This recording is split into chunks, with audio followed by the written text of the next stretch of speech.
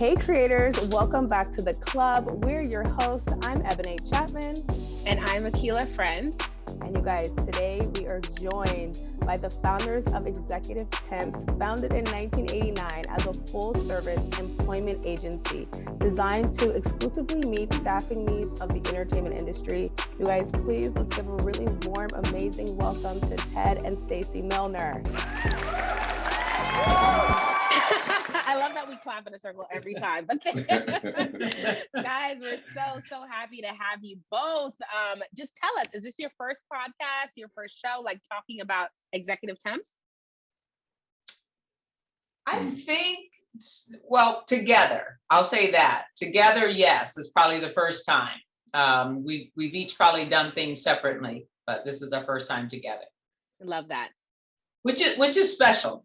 It is special. You guys started this business together. So, I mean, we want to hear from you guys a little bit, just to tell us and a little bit more about like your background to our audience of like why you guys started a business. I mean, it's already difficult having a business with anybody, let alone like your spouse. So I guess why did you guys decide to start this business? And then like, why did you pick this industry or this business to start? Wow. Do you want to start? You go ahead and start. So I come out of the industry. I'm the former assistant to the chairmans of NBC and Paramount. So I put in 17 years myself behind the scenes. And it was actually me working at the top level of the industry where I realized we didn't like to call for a temp. And so that's when the light bulb went on for me. And I said, well, hey, if I recreate myself and hire people who know what I know, then I can start this agency and we'll call it Executive Temps, right? And so Ted had the business degree and I was like, this is what you can do. This is how we'll do it. And we were thinking very small that we would just service the top brass of the second floor at NBC, which is where all the top executives were. And so we thought that would be the niche that we would fill, and the rest is history. So from my point of view, I was playing professional baseball with the St. Louis Cardinals, and I was in their minor league system on and off for a little over 10 years.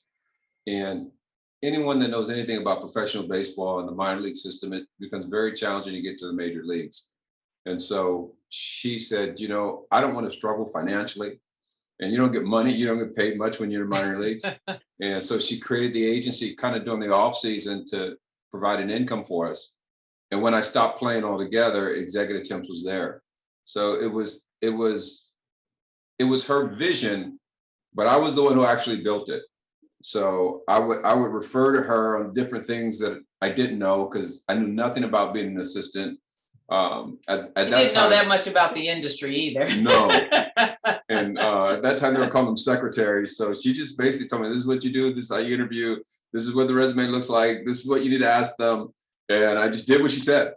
And, over time, we began to build it. I began to be very confident in running Executive Temps. And so we continued on for probably about 10 years, a little over 10 years. And then you came home? Yeah. But a little over 10 years. Yeah. Took me a while because I was like, are you sure we can pay the bills? But I finally did decide to come home and join him in the agency. And then we just, and then went from there and started growing and training and doing a lot of other things. Wow. You know what? But we're a good pair. We're a good pair. Clearly. And it's crazy because it sounds like you guys did the side hustle before side hustle was a thing. Now everybody is talking about, oh, you did this hustle, you have your main job, you have your side gig. But you guys were thinking that way before it seemed like before it was very much mainstream talk. And clearly you guys are showing that it works out in the long run. So that's awesome. Exactly. Because, for me, I'm like, well, I'm not going to quit my job. You kind of have a part-time job, but I want you to do this and learn how to grow, but I'll let you grow it until, so I can maintain, the benefits and we still had a decent income.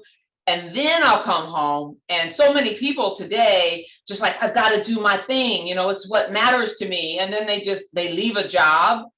They don't have a job. They're struggling. You can't be creative and fulfill your passion when you're just worried about whether or not you're going to feed yourself. And so that's exactly what we did. And he finally said, Stacy, you can really come home. I was like, okay, I'm coming home. She didn't want to come home at all. I mean, we're running the business, and for 4 years, the first 4 years, we didn't take a salary because our payroll kept jumping. So the payroll was 1,000 a week, then it was 2,000 a week, then it's 5,000 a week, then 6,000 a week. And your clients aren't paying you to at that point, every 60 days, they were paying us.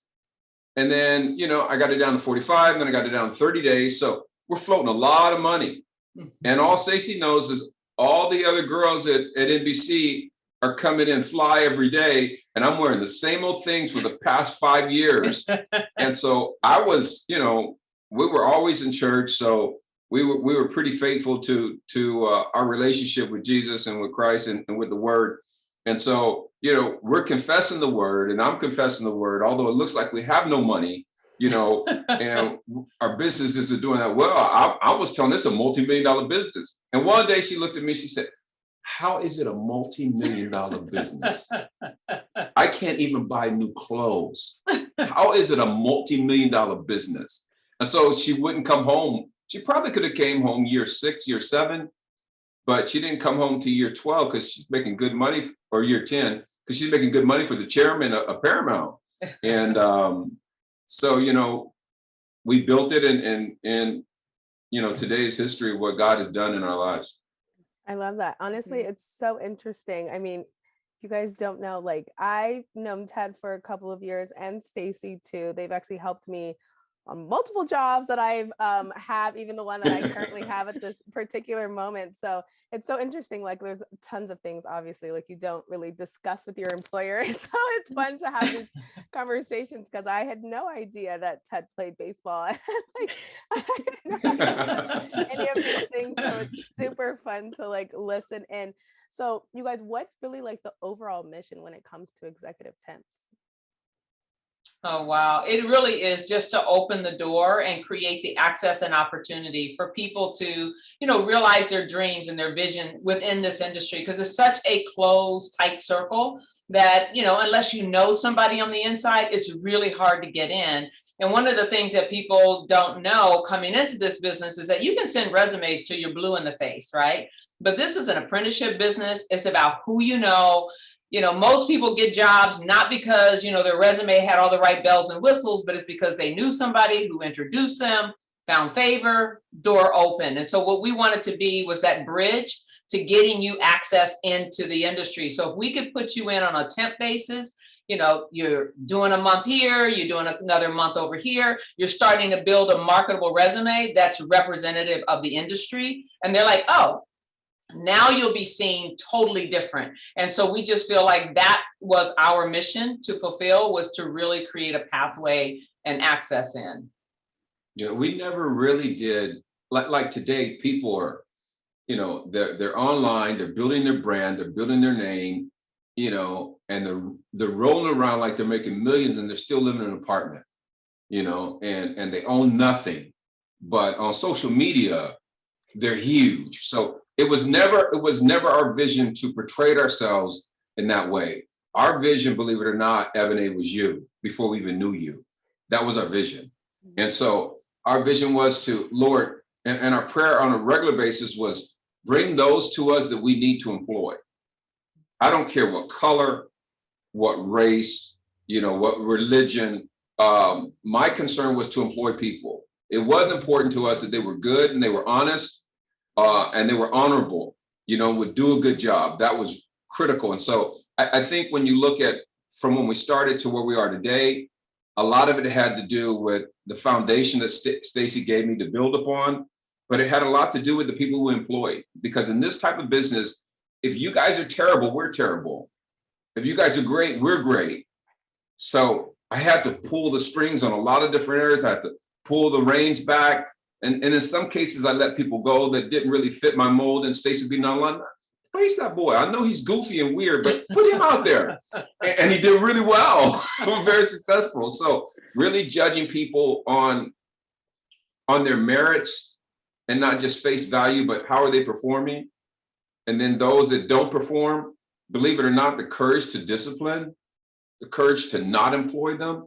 especially when they feel like they know you. Like, I know you. Come on, Ted. Come on, Ted. There's this one girl that we put on assignments. Sister, she was cool. We had a great relationship, and she was sharp. I mean, really, really sharp.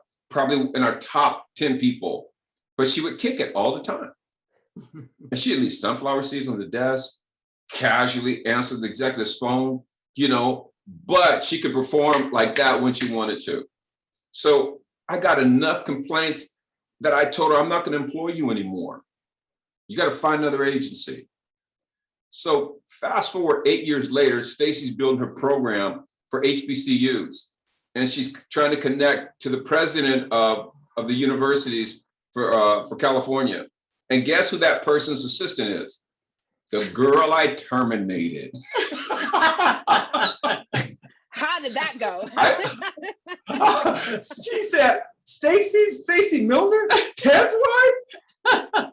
And she said, yeah. She said, oh, hey, I know you guys. She said, Ted fired me.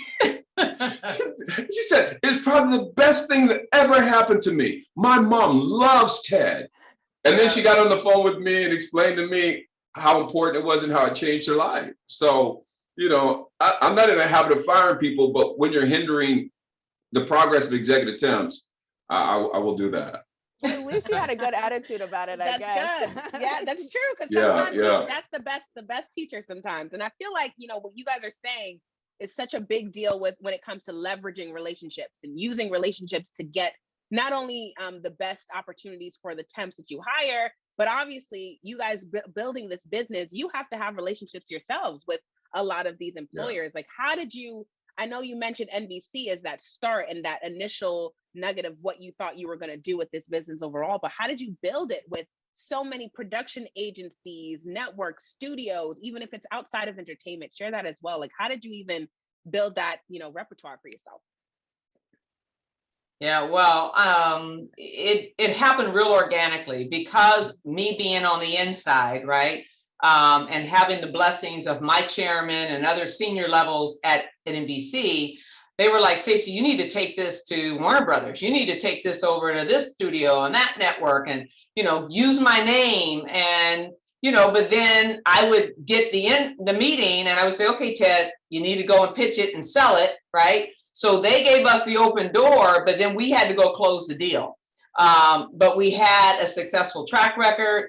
We had me understanding the culture and environment of the industry as a part of that pitch and sale.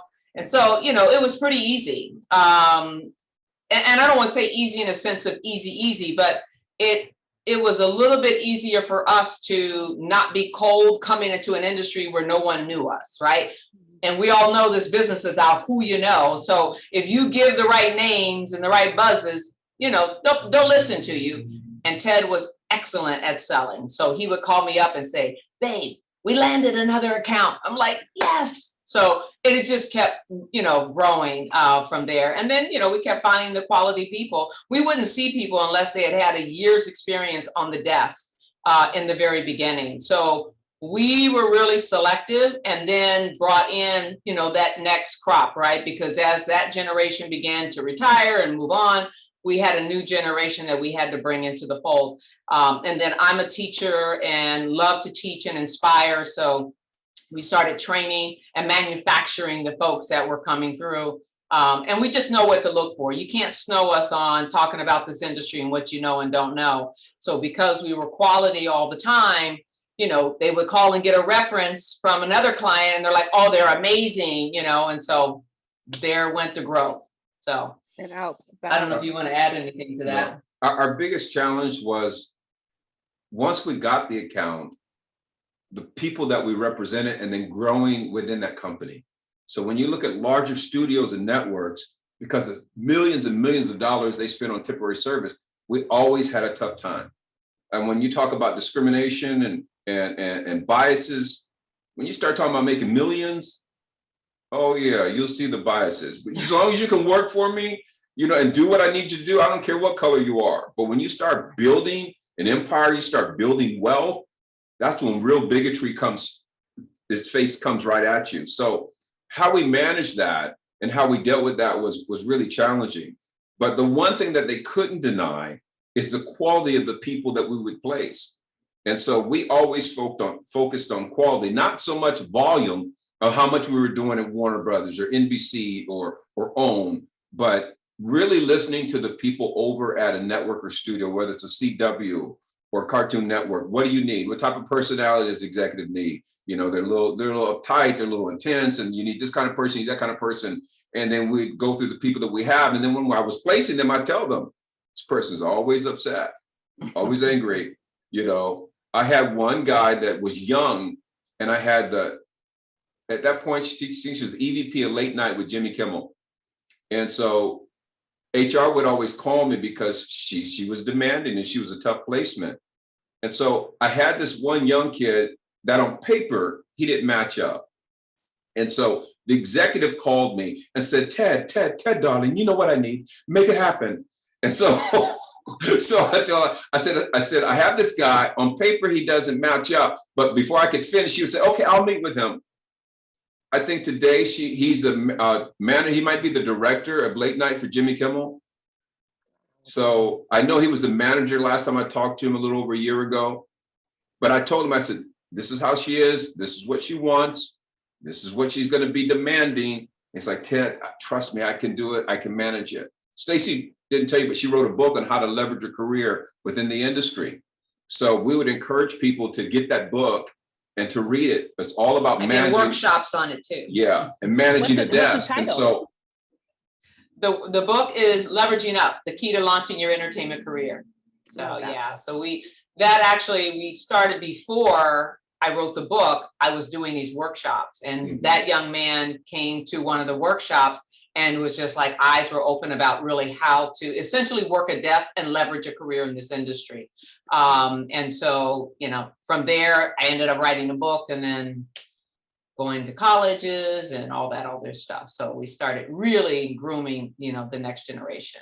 I think what you guys are saying too, and I want to make sure that we touch on it, like, is that it's a business around this, right? And so obviously you have the business, the physical business, Executive Temps, but you doing these workshops and now thinking through HBCUs and really thinking through the ecosystem of creating like just very much, you know, talent and creating that talent, creating that reputation, but also creating a lifestyle for yourselves. Like, what can you share if folks, let's say, want to start an executive temp business, maybe in entertainment, maybe in other fields, because there are tons of industries that require temp work. But what can you share about, like, you know, probably the revenue splits between these studios and networks and your organization? How do you, when you're going into pitch, what are you pitching from a sales and numbers perspective that really people can see that, you know what, yes, you can become the next director, the next, you know, VP, but you can also hire them and make a living too off of that?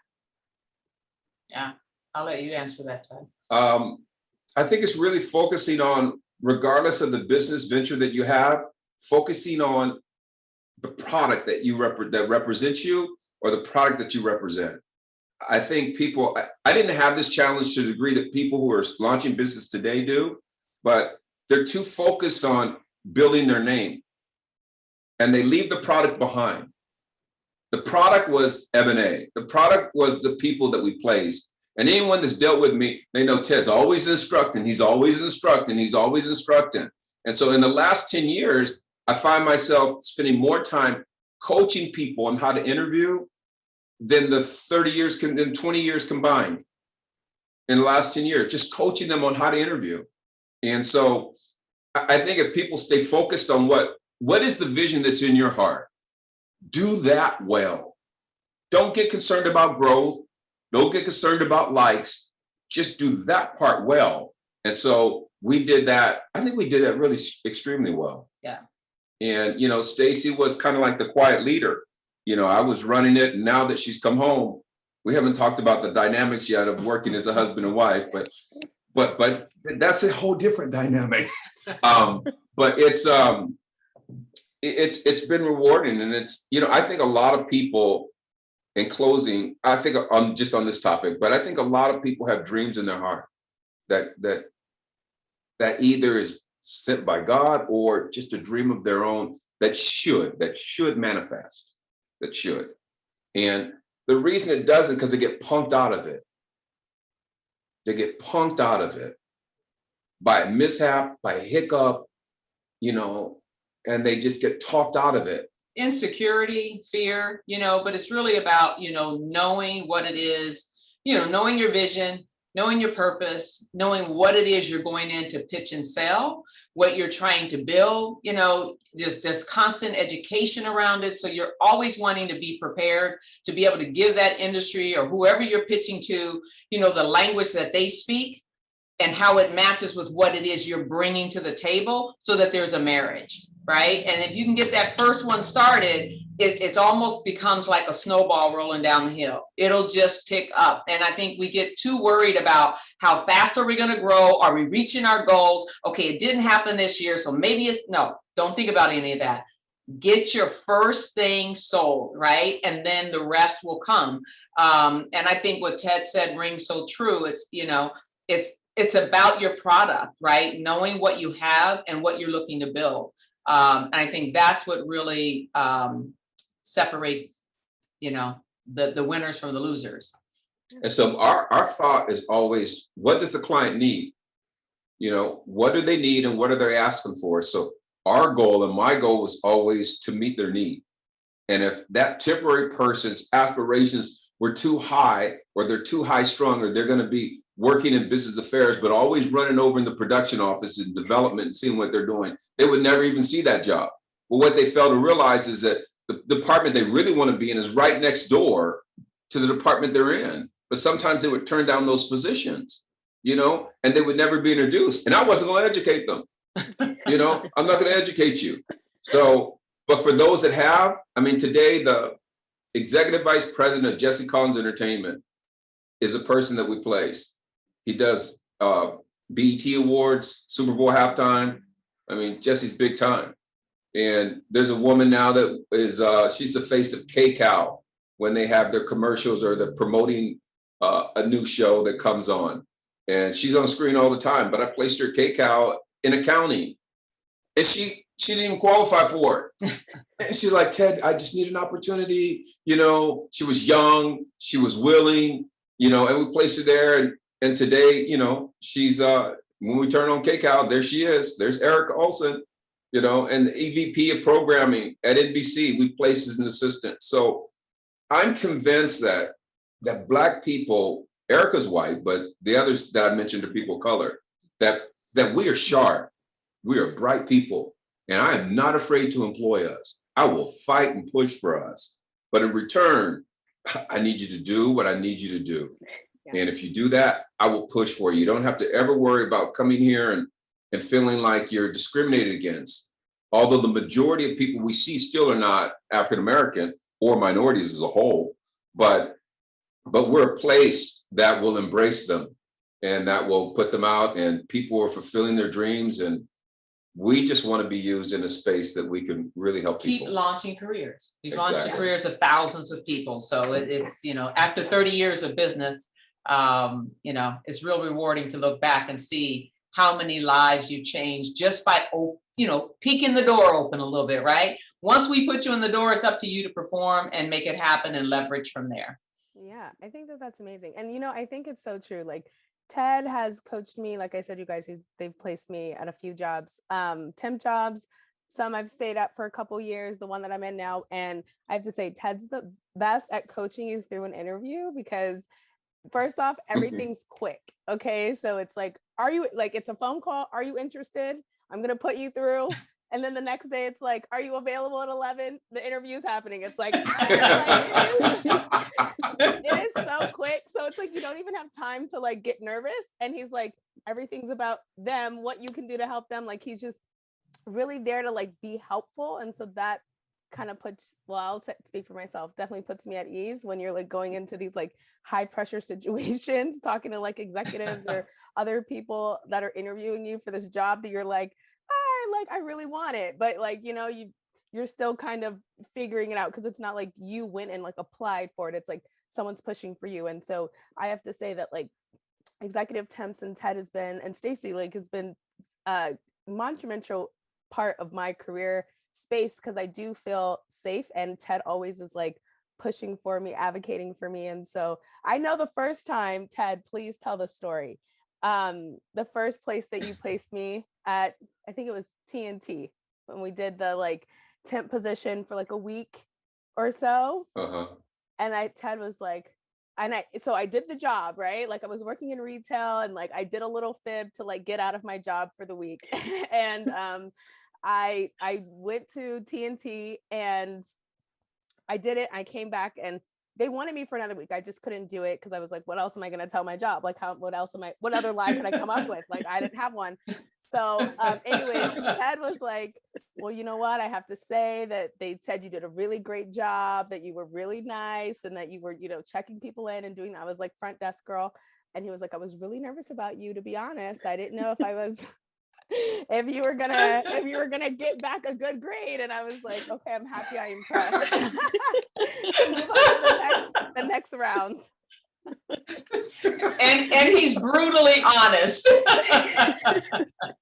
But it's good to know, because I'm like, for me, that showed me, I was like, one, he took a chance because that's what I needed, right? I just said I was working in retail, so he took a chance on me.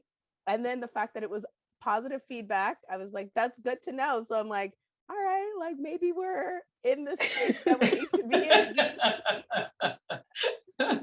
Yeah, it's really right interesting with people and coaching them, and it's just switched. It's changed from when Stacy and I were your age, and we're in our 20s, early 30s, and the world has changed and it moves a lot faster, and success happens a lot faster.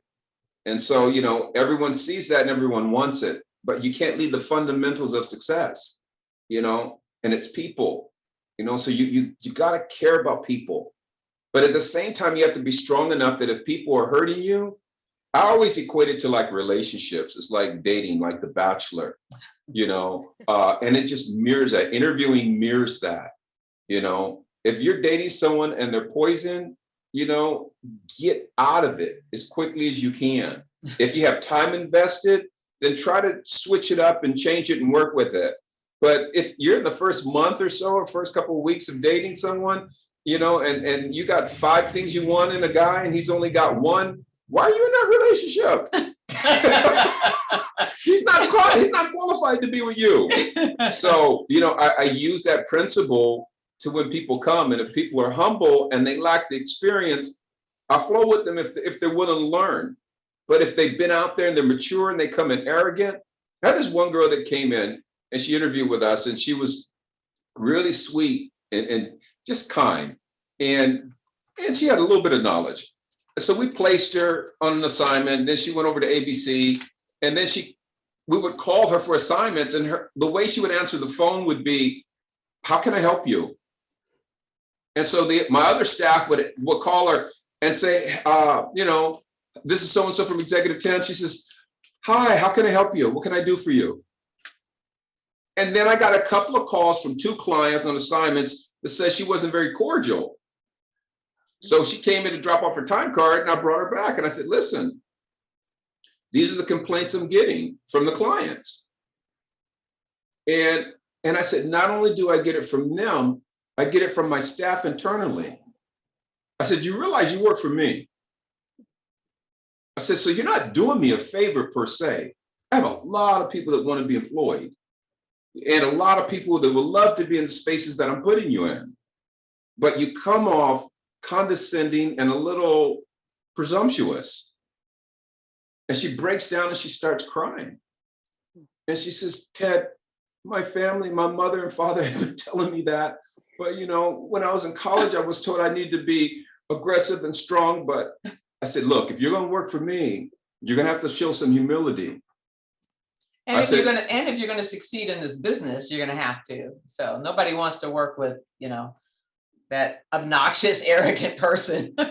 And she turned out to be one of our best employees. She called me probably about 2020, and she just got promoted over at ABC in development. I think she's a manager now, all because she switched up. So. And you were willing to have that hard conversation. Mm-hmm. So, yeah. Because it's all about helping people, right? We want you to be successful out there, but if you're going to be that knucklehead that's like going to keep making those same mistakes, then it's not going to work. So Ted's great at it. I give all those hard jobs to him.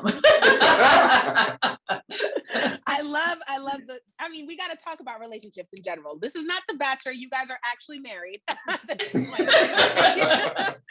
And you do have a successful business together. Like, what is it like, that husband-wife dynamic, building a business together, but also building a business where you're working with other people? So there's always different, personality types that you guys come across your desk. Just talk a little bit more about that. I'm really easygoing. I don't like a lot of confrontation. I'm like, okay, but honestly, like I think our relationship was so open in terms of communication, that we were already talking. So there was not going to be any like, oh, I don't like what he's doing. And we communicate about everything. And so I realize where his strengths are.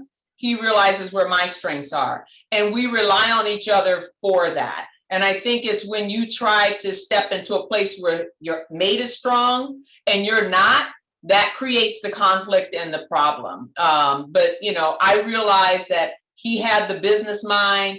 He was the more outgoing. He could talk. He'd step in a room and talk to anybody. Me, it's like you got to pull it out of me, right? But so I think we complemented each other, and I think we respected each other's strengths, and that's how we functioned in business. And our office kind of, we're right next to each other, and sometimes it's challenging, because he has a certain way of doing things, but then we have to come together. But that's where our communication come into play. Where we'll go home and I'll be like, I think you maybe need to look at that like this or this and that. And sometimes you have real debates about it, right? But we believe in not going to bed and being angry. And it's like, okay, right now we're gonna agree to disagree, but let's talk about this, at another time. Then we pick it up and we come to a common ground and we work and we flow. So see, the Stacy that you see now is not the Stacy that I have to deal with day to day. Okay, because she's so kind, she's so sweet, she's so lovely. Yeah, she is. But but years ago when I was playing baseball, I was the man. So after a baseball game, you have kids lining up for signatures, and your wife is set off on the side, and they're like, Ted Milner. They're not saying Stacy Milner. They're saying Ted Milner, Ted Milner, Ted Milner. I mean, I literally had to sign autographs. I learned this after a while where I signed and walked. Because when you came out of the game, if you stood right there, when you think the last kid you're signing, 10 more pop up. And you're there an hour after the game, and she's trying to eat, and we're trying to get home. And so I sign and walk. And so it took me a little bit, but I learned that, and so I did that. But I was pretty popular. When I launched Executive Temps, I was pretty popular. No one really knew Stacy because I was the face of it. And then Stacy started HBCU in LA, actually ECOP, Entertainment Industry College Outreach Program. And we go to HBCUs. And so we provide opportunities for those students to come and intern within the industry. And 90% of them that were eligible for hire are hired and working full-time in the industry now as a result of her vision. So when we go on campus, they don't know me. They know Stacy. And so I'm insignificant. And I used to be like, Stacy, don't you need me to say something on the panel? She's like, no, you don't need to be on the panel. I got this. She'd have your representatives from the different studios there. And I'd be in the back just praying like, Lord, I know I got something to say, And it took me a while. I had to humble myself. And then she asked me to speak on the panel. I'm like, no, I don't need to speak on the panel. But my attitude was, you didn't want me on the panel 3 months ago. Why you want me on the panel now? So, but that fragile male ego, okay? Woo! But through humility, I learned to take a step back. And I think for a lot of men, it's how do I take a step back and support my woman without compromising my manhood, and realizing the power of integrity and the power of humility. And so what I've come to learn is the strength of humility. It's just a whole nother level for me. I love it. And sometimes when people are talking to me, I won't even tell them that I own Executive Temps. I tell him I work for an employment agency. So I'm with one of my boys once, and we're out at an event. And he said, Ted, why'd you tell them that you work for you own the company? Why'd you tell them that? And I'm like, well, if I tell them, they're going to ask a lot of questions, and they're going to put me on a little pedestal. And they're going to talk to me differently. I don't want them to do that. So, you know, the power of humility to humble yourself. Now, sometimes you'll get people that will cross that, especially when people will come in and they're interviewing with me, you know, and they want to get cool with me real quick. You know, but I can't check them hard, because then they'll get offended. So I have to do all this maneuvering. So I have a certain way that when people come in, how I perceive them. This is about our relationship. Yeah, I'm getting to that. And how we do different. See, and these are the things that I do. Like in a meeting, I'll be like, I'll pull him back on track. You know, I'll kick him under the table, whatever. Be like, honey, the deal is done. Like, be quiet. So that's how we work together. It's like, she said to me today, why I was in the back room watching football. She said, why are you watching football in the back? Why don't you come out here? Because I come out there, she's gonna direct me, because she's putting up Christmas decorations and doing everything else. I'm not gonna sit and watch the game and not do something. She's gonna have me doing something. So yeah, it's a little challenging. How long have you been married? So you just saw what really happens, right? So we'll be in a meeting literally, and I'll be like, you know, I'll let him take the lead, because, you know, I'll give him that respect. But then it's like, then there's a part where I have heard where he hasn't heard, where the deal is done or the point has been made. Yes, you miss it sometimes. You do. So I help. And so that's how we balance each other. And we've been married now 38 years, and we've been in business most of the time we've been married. So yeah, it's old hats for us. So That's so good. but it's, you know, it's a lot of give and take, right? And again, I go back to, what are his strengths? What are my strengths? Pull on those, support each other in it. When he was playing baseball, I could care less if anybody knew who I was. I just wanted to support him. When I stepped into the light, he was like, why don't you need me? Want me to say something? Let me do this. I'm like, I want you to do what I did for you. Just support me, right? So it was hard for him, but he's come around. A little bit, yeah. I love that. I think it's so funny, because, you know, Keela and I are like, you know, we're in our business partnership, and we are 2 years into being friends, but like a year into being business partners. And so it's still like all very new and fresh, I guess. But I tell her all the time, like, we actually got like these custom made rings to just celebrate like our 1 year that we like made it. Oh, and I was like, it's funny, I was like, we're literally married. Like, we are She says literally it all the married. time. and literally that's what going into business with someone is. That's why you have to have, you know, there has to be some commonality between you. There has to be something, because it literally is it's a marriage, right? And that's, you know, you hear the Bible talk about not being unequally yoked. Well, you don't want to be in business with somebody who's, you know, they're way over here and you're way over there. It's not going to work. So the same thing in an actual marriage. So that's a really good point that you guys realize that. And so again, you'll pull on her strengths and she'll pull on yours, and together you guys will work it out, and you'll guide your vision, and it'll be extremely successful. And I can't wait till you guys come back and telling them. We're just like, oh my God, remember we were on their first one of their early podcasts. I love that. So I'm speaking that into existence. Please Go do. I ahead, keep go telling ahead. Keeks, I was like, we're going to be on Forbes. We're going to be on Essence Mag. I All the already see things. it. That's right. All the things. That's All right. the things. Yes, and definitely about learning each other's strengths too. I think that's so big, because I think that's why we don't have, let's say, formal roles and say, okay, you do this and I do this. But I think in this unspoken way, we kind of started to like venture into like, okay, this is more my lane, this is more Eb's lane. Like, this is kind of what we do. So it sounds like we're growing pains, figuring that. You guys are on the right track. Mm-hmm. Yep.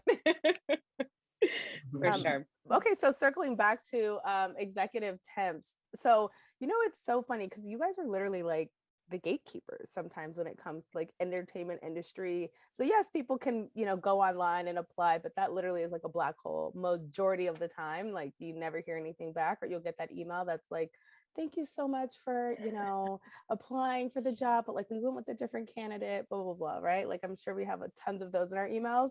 But how do you guys ever feel pressure when it comes to like sending people that you find or people that apply to your program to like send them out? Like, do you feel pressure because you're like, dang, like y'all representing us, and you look crazy, we look crazy, everybody looking crazy? Wow. Do you? Do I? Yeah. I mean, there's been times, yeah, when, you know, certain people come through, but I mean, we are, you know, we're real intentional about what we're doing. I mean, we literally have you apply online now because it's just the easier way to go, right? But it's really about finding those diamonds. And I think we have a unique way of doing that kind of helps us weed out those ones that would be like crazy representing us. I mean, of course, some of them slip through. But I don't think for the most part, we have too much of that. No. I mean, what we do is not that complicated, you know, and it's not that hard to get a job in the industry, even to get hired full time. Just be quiet. Stop talking so much, you know, and they'll think you're really smart. Stop trying to convince them, like, Yeah. I'm exactly right. No, just go in there, be you, know your strengths. And I tell people this all the time. It's like, you know what qualities you bring. You know that you're qualified. And most jobs they have you do when you first come into this business, you probably could do right out of high school. It's not that deep, right? But then it's about doing what you do with excellence, and then shining, and then allowing people to say, oh, you know, you need to do this like this and this and this. Now, you may know exactly how to do it, but it's about allowing them to think that they're teaching you something, and then for you to just like knock that out of the park, right? Because they're like, oh my God, like, wow, we just told her like one time, you know, or told him one time. But it's like, let that be your secret sauce, right? And it's like, okay, yeah, tell me. And then just shine. And the more you shine, the more they like come into you. Now it's like they're welcoming you into the family. And before you know it, they're looking out for you. And then, you know, the table is set for you to win. So, yeah. That's it. I mean, I think that's the key to any job too. I love how you broke that down. Like that's great. How about you guys just let us know? We talked about a ton of things that you have done from the start of your business till now, but like what's next for Executive Temps overall? Wow. I don't know. Peace. Peace.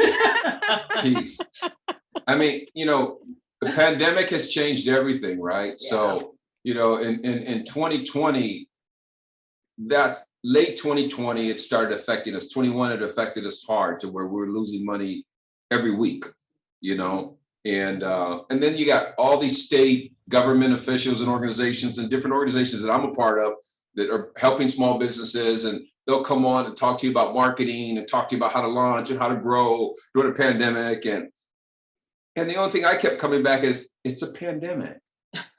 And so I think there's a real balance, and my biggest fight is for peace. I want to be at peace every day. And if you attempt to rob my peace, I'm done with you. So in 21, probably about 10 to 15 new businesses called us to do business, new businesses. And so, but from doing business, I learned that it's not just about doing business, it's about getting paid after you do the business. So in the world of temping, if I was sending you out, you might go, I might pay you 4 weeks, 5 weeks before I get the first check. So I switched up the game on the client. I told them, you'll have to pay me in advance before I send you a temp. So if the bill's going to be $1,000 that week, on Monday, you give me $1,000. And then when they finish on Friday, then that work will be against that $1,000. Do you know not one of them called me for business?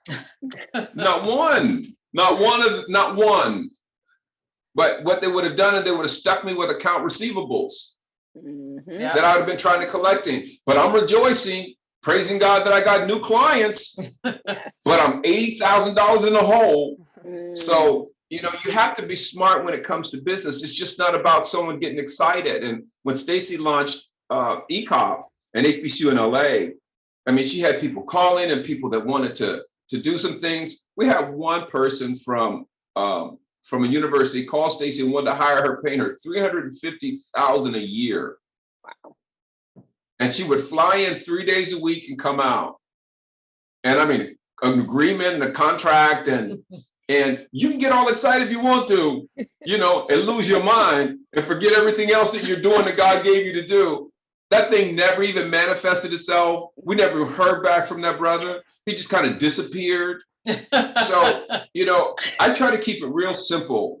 Yeah. You know, what did God give you to do? Mm-hmm. And so a lot of times people will take your vision and they'll come and they'll talk to you, and then they'll take your vision and take it to a place it's not. Yeah. And then before you know it, you're going off with their vision of your vision. And that's not your vision. But because you think the places it can connect you with, you've taken off to a different place. And then you lose the very thing that you were supposed to build. I mean, I look at 35 years we've been in business now, 35, 36 years we've been in business, and lives that we've touched. I mean, I've probably interviewed over 12,000 people and placed thousands in the industry that are executives that have careers. I've even placed husbands and wives at the same time. And then later their children. And their children. So, you know, when you look at the lives that you touch, and it's not a day job, it's a career in entertainment. Yeah. And most of those people, well, I should say most of them, but a lot of them are people of color that wouldn't get opportunities like they got had it not been for Executive Temps. So I know my worth. I know my value. Even when my clients don't give me a fair share of the business and treat me like I'm a minority vendor or like the minority vendor that I am, you know, I don't let that define who I am and my worth. And so I continue to move forward. I continue to thank God for what I do have. And I make sure that what I do have is the best that I'm doing with what I have. Yeah. And if I do that, then it will increase. That's good. So I'll tell you, the future for us now is to keep doing what we're doing, right? But now kicking it up a notch and really opening the door and holding the industry's hand to the fire when it comes to creating real equity, diversity, and inclusion. And so with what we have now begun to do with this new entertainment industry college outreach program and bringing HBCU talent into the industry, we are now providing a pipeline of the next generation, you know, leaders of color to lead the industry forward.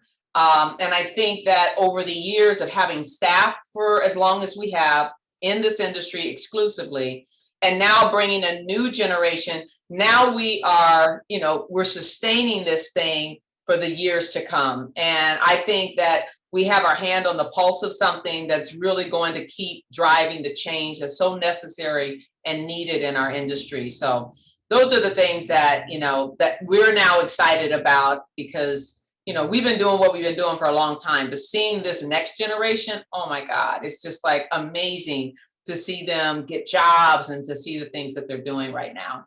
Yeah, I think that was a great point that you brought up. Just like I think I'm not going to say it's obvious because maybe people don't know, but it's just like the inequality in the industry when it comes to people of color and people in those spaces. And the fact that you guys have been able to actually, you have tangible numbers of like changed lives and things that you guys have done. And I think that is amazing because the entertainment industry can be a little stale, can be a little, you know, traditional in that sense. Yeah. Guys, but you know what isn't stale? And what isn't stale, girl? What's not stale? What's not stale? This show right here, the Black Creators. Really hard. Yes, as y'all do it. The best way that you all can repay us is just to share the show with a friend, to subscribe to our YouTube or Apple or Spotify podcast. You love what you heard today, definitely make sure that you stay connected with us. Or if you know someone who you'd want to have as a guest in the future, contact us at the blackcreatorsclub@gmail.com. And like I said, keep up with us on all of our channels, on our Instagram at the Black Creators Club. Perfect. Okay, you guys, now we're getting into like the fun part of the interview, which is the game. So we're gonna have you guys, we're gonna test your skills a little bit to kind of just give us advice on, we're gonna give you scenarios, you're gonna tell us what you would advise this person to do if they showed up to an interview or showed up with a resume that was not so wonderful. So we're gonna give you these mistakes and then you're gonna help us like correct, like what would you tell them to do essentially? Maybe they've already flubbed it, they've already messed it up. Like how can you Lord, they've already messed it up. The do's and don'ts of executive temps. The do's and the don'ts. Okay, so someone comes to an interview in inappropriate attire. Maybe the skirt's too short, the blouse is not buttoned all the way up, or they couldn't button it up because something wasn't fitting right, the jacket's too small, the guy doesn't, is not wearing a tie. Like, what would you tell them? Ooh. Well, I have this thing called how to dress appropriately. Basically, buttons. What? The 5 jewelry. Yeah, the 5 jewelry piece. Because people come in and it's like clank, clank, clank, all this other stuff because I'm going to Hollywood. I'm going to make it in Hollywood. It's like, look, I have a 5 jewelry rule. 1, 2, 3, right? 4, 5, ring and a bracelet. That's it. If it's dangling and making a bunch of noise and clacking, it's too much. And so, as graciously as you can, it's like, there's certain things they should not see. And you want the focus of the interview to be on you and not what you're not wearing appropriately. And I don't think you're going to get the best for yourself in that interview if you continue to show up dressed like this. And then too, we just have to tell them about the culture and the environment of the industry. Like there's a certain way you dress when you step into a creative area, right? There's another way on the corporate side. And so you have to learn to go in and dress for the environment. And even then you want to stay a step above, particularly as a person of color, but also as somebody who's new, right? You can't come in like the family comes in because you're a guest still. And so if you remain taking it from that vantage point, you'll be okay. But sometimes we just have to tell them the hard thing. It's like, that's not going to work. Don't go in with that shirt that you think nobody's noticing the wrinkles on, and you just pulled that out of the basket because you were running late. We see it. And they gonna see it. And you ain't gonna get the job. Period. End of story. End of story. Somebody comes into, they're not at the interview just yet, but they're coming to you until they think they can, as Ted put it, they think they could be cool, right? They come to you and they're saying, listen, I had these previous employers that did X, Y, and Z. I hated this, and that, just speaking very poorly of a lot of their previous employers to let you all know that this is why they want this job. Like, what are you telling them then?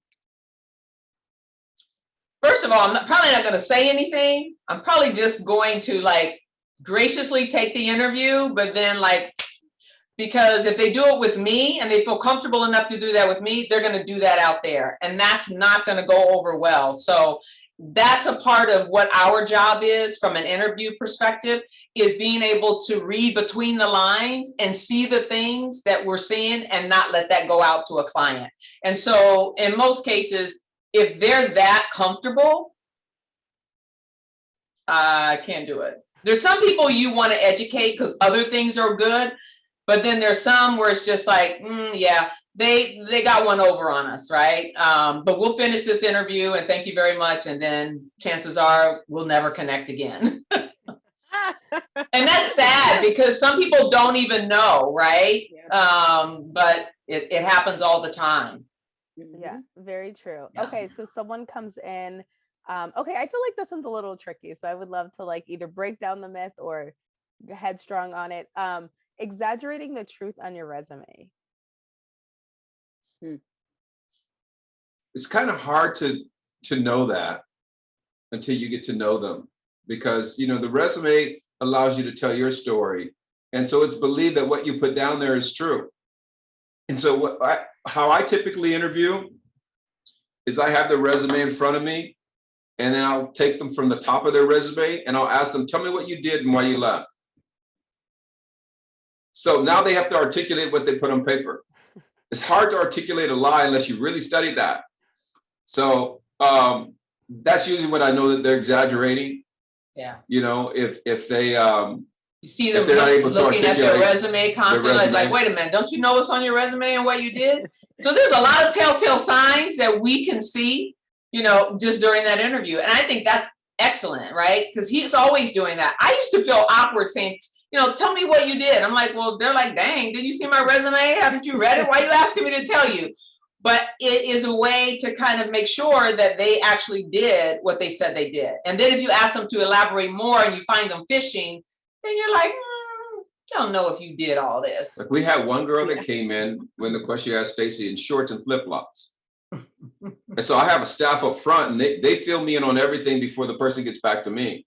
And so she comes back and I told her, I said, you know, when we place you, you know, you have to dress in a more corporate manner. And if they get defensive or start to defend that, then flags go up. And so she proceeded to tell me that that's how they dress at Paramount.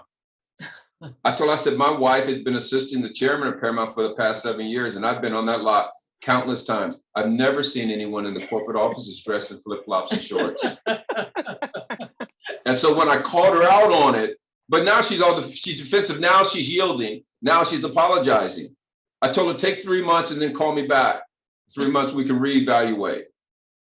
She never called me back, you know? And so there's countless stories where I've dealt with guys that have come in, and one guy didn't want to tell me his resume. He said, it's all right there. And so he proceeded to tell me what he wanted to do. He didn't want to work the entry-level positions, and he didn't want to work in any other department except for development, and only for EVPs and above. They come in with those type of demands. And so yes. As I began to tell him, you know, the process of what we do and how we do it, he would interrupt me. And so I just got up from my chair.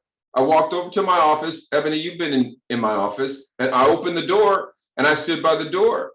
Now, this boy was so cocky that he thought I opened the door because it was hot. And he just sat there. And I looked at him and I said, it's time for you to leave. Ooh. He said, what? I said, it's time for you to leave. I said, you came to see me? I didn't come to see you.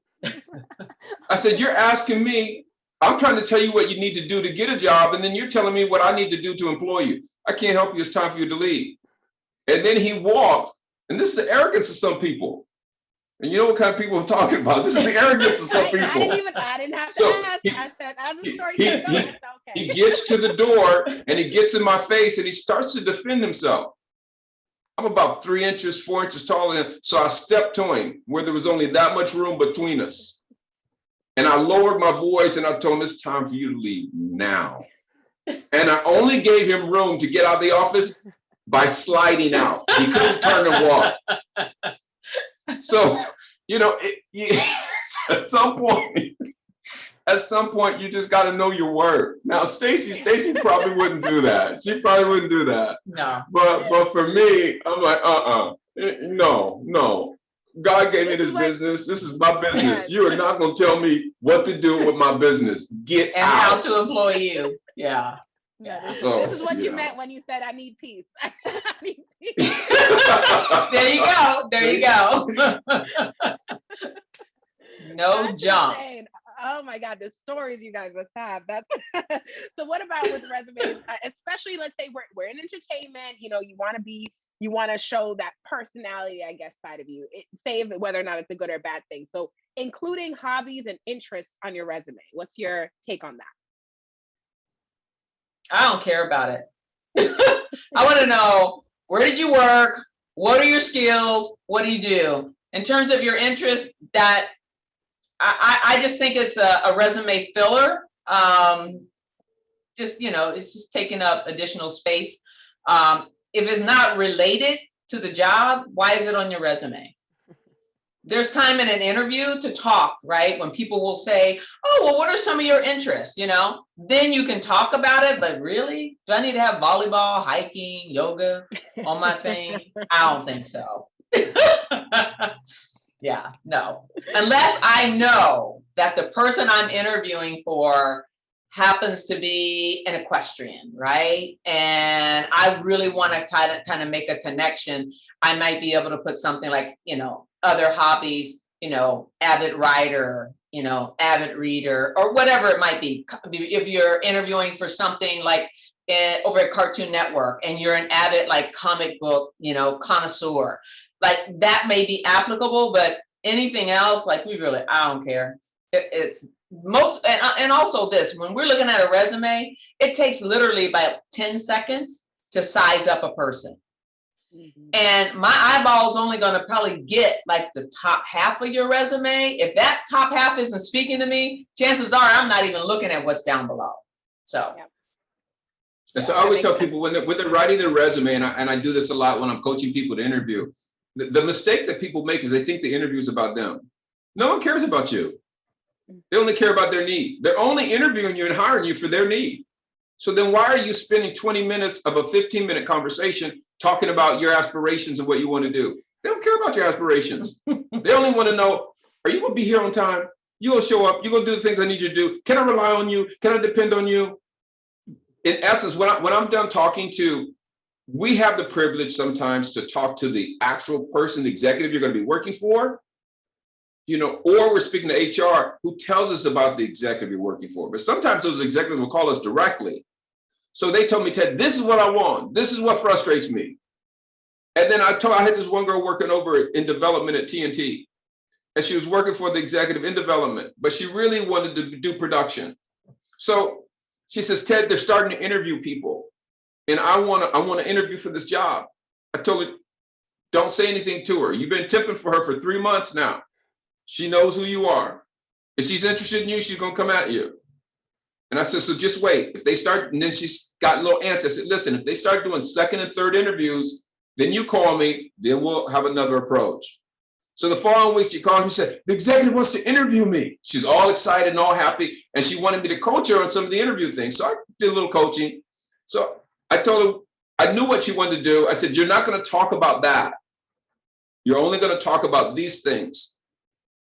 So she calls me after the interview. I said, how did it go?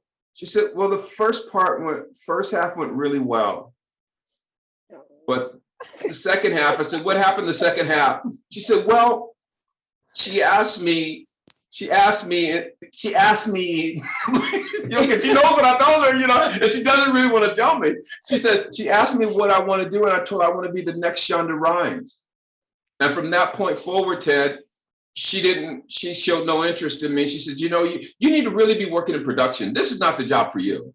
So what you need to do is you need to do this, you need to do this, she was kind, she was cordial. But again, executives are hiring for their need. They're not hiring for your future. So it's like, do everyone really need to know your ambitions that are in your heart? No, they don't. because sometimes your ambitions are too big for them. Yeah. So, it's just about live each day where you are right now. If you have 1,000 viewers, you have 2,000 viewers, and you're looking, you see other people who have podcasts who have 20,000 viewers, 40,000 viewers, and they've been doing it half the time you've been doing it. Be content with your 2,000 viewers. Right. And work on giving them the message that you think they need. Yeah. And then it will grow. So people talk themselves out of the careers and out of the jobs that God intended for them to have. And then because they don't get it, because they screw it up, then they say, well, I guess God didn't have it for me. He closed the door. He's got another door that he's going to open. No, idiot. I told you what not to say. You know what? I literally need a mini Stacy, a mini Ted, like walking around every amazing. I love it. That is so funny.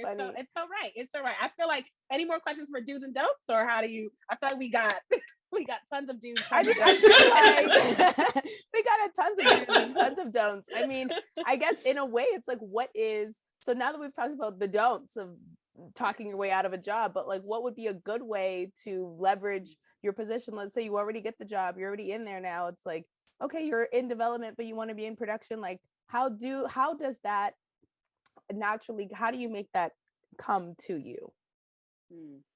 The transition Yeah. from like where you are. From Yeah. one department to another. Yeah. I mean, I'll let you take the first half.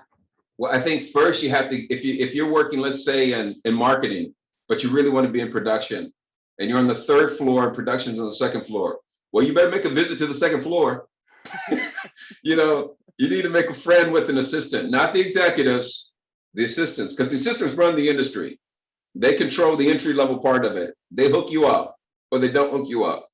So you build a relationship and then you don't tell them your passion that you want to be in production. You don't tell them that I've written 2 scripts already and I'm trying to sell them. You know, they just don't need to know that. Don't need to know that.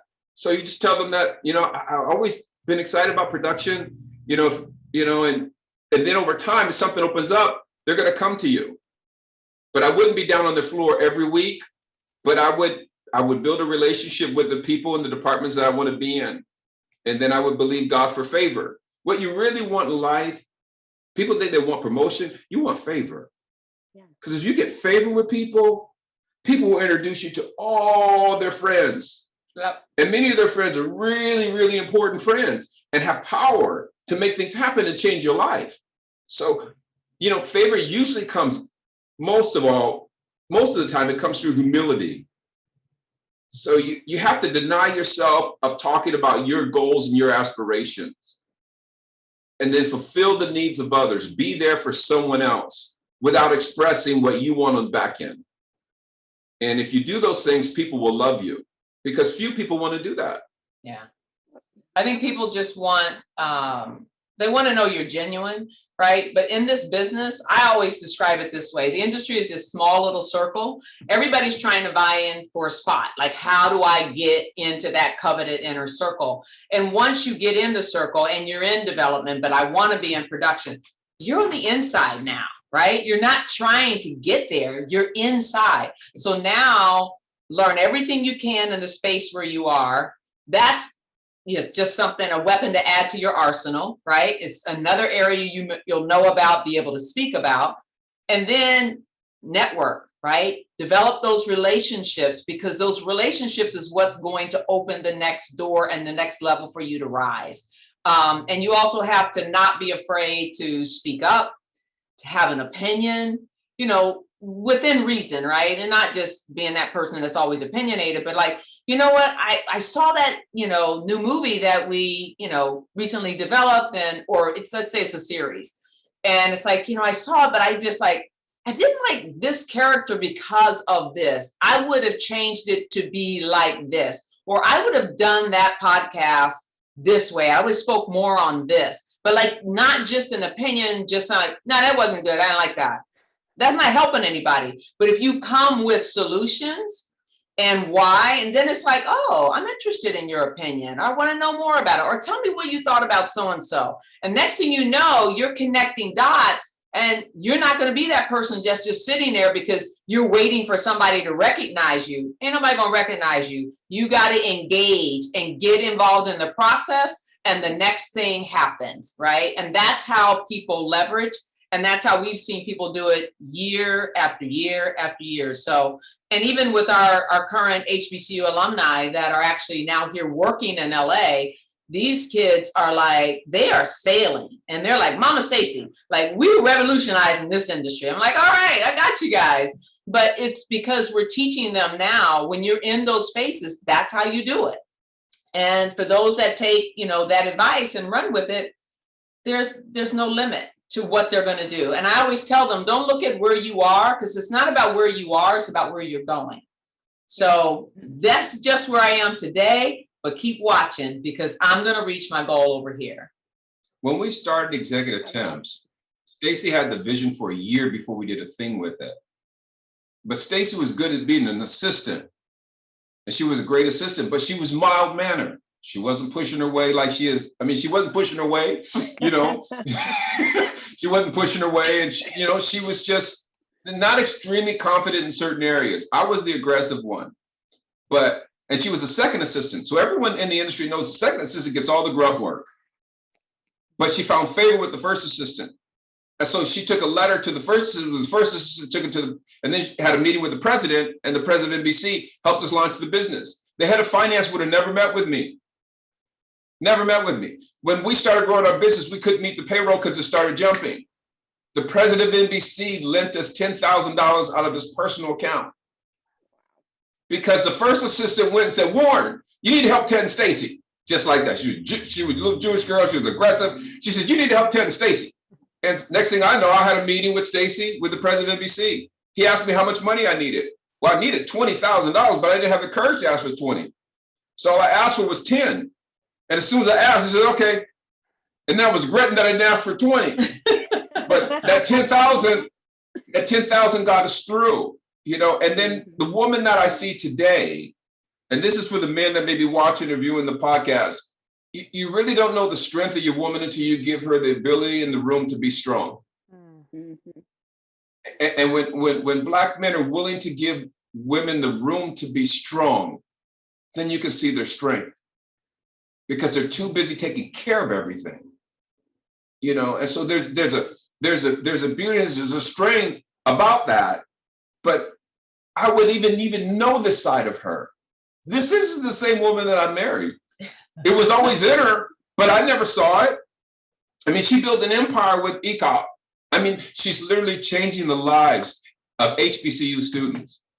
She's on the phone call, and she has more presidents and leaders of HBCUs on the phone call than the White House team, because we have a partnership with the White House, than they can bring on. Yeah. I mean, it's just, sometimes I just look back and I'm just astonished at the strength of this woman. And it's just really amazing. So I get a chance to see her grow and get a chance to see, you know, my daughter and the thoughts that she has and the vision that she has. And people have visions. And the biggest challenge is when you have the vision, like, will it come true? Will it come true? And then you always have enemies attacking your vision, always. And how do you fight that? How do you come at that? And so you need someone in your corner. I mean, I was telling her, Stacy, you know what? You're doing more than anyone else is doing for HBCUs within entertainment. And this is going to be huge. This is going to be big. And I mean, she was tempted with multiple challenges to quit. People stealing her ideas, stealing her vision. Studios and networks asking her questions and stealing her vision. I mean, to go do it themselves. Basically, you recognize all their names if we said it. And I look at what she built today, they can't touch it. That's it. And it's our time as people of color. It's our time. So it's our time to be courageous. It's our time to be bold. And we need to stop apologizing for opportunity, you know, or for not having more success. It is our time. We need to walk in the door and receive it with humility, but with power and strength. I love that. If you don't preach a word today, listen, he's also on the board at his church. So, you know, this is what we get when we have with Ted. So we love it. That was the most amazing way to like end our interview, but I'm gonna give you the floor again if there's anything else you would like to say or anything else you would like to add, or just generally where they can like our listeners can find. Yes. People were looking for jobs. Where can they contact you guys to sign up? So first of all, I want to say thank you for, you know, inviting us and allowing us to share a little bit of, you know, our experience and the years that we've been in this business with you guys. I think what you're doing is amazing. It takes young, courageous women to step out and do something like this. And I will just say that I'm going to figure out a way when we have our students back live and in person next summer to do something with the Black Creators Club. And whether it's having HBCU students talking about why HBCU, having HBCU representation in this industry, why it's important, you know, whatever it might be. But I think that there's something that, because we have a lot of young people that want to be in the podcast side of the business. And we have a new partner called Crooked Media. That's what they do. They're a podcast. And so, you know, maybe there's something we can do together. So how do you apply? Executive Temps is always looking for quality people who are ready to roll their sleeves up and work hard. So executive or temps with an s.com. And you can pre-register, send us your resume, tell us a little bit about yourself, and then we get back in touch with you. In terms of the HBCU in LA program, you can visit EICOP. That's EI, so E Edward, IIC cat O P like Paul.org. And then click on the HBCU in LA tab, and it'll tell you all about this amazing program that is a 10-week immersive educational internship experience for students from HBCUs working across all aspects of the entertainment industry. So yeah, and you can follow our Instagram at HBCU in LA. And I don't think Executive Temps has all the Instagram stuff, so go to the website. Where the magic happens. Right. We love it. Yep, that's it. Keep Old school. We're really old school, but we get you a job. Right. That's Period. all that Period. matters. That's all At the that end of the matters. day, you know what else is old school? Bi-weekly checks, and we love that too. Yeah, Executive Temps Awesome. is up on that one though. Okay, they do pay you weekly, so you're up. You're Oh, up okay. on that. Oh, honey. wow. All right. I Weekly. never experienced Yes. that. Let me. I love that. Well, you can find me chatting media and life motivation, all with a dash of style, at Aquila Friend. And where can they find you? Yes, you guys can find me on Instagram at EbonyChapman12, speaking everything about Black-owned business and, of course, the Black Creators Club. We've had the most amazing time here with Ted and Stacy. They are fun, full of life. What couple goals, 38 years of marriage. I just want to shout that out again. We talked about a ton of amazing topics and things in the industry and entertainment and hiring, how to dress, how to look, get your resume together. If you guys are looking for a job, please contact Executive Temps and, you know, come with your best foot forward, all right? And then they can come hook you up. But remember, you guys, to always abide by your ABCs. Always be creating. Oh, we're doing it over there. This is the first time I think we weren't in sync, huh? I know we weren't. It was because we're on Zoom, so it's fine. It is what it is. People know what it is. Always be creating, y'all. Thanks.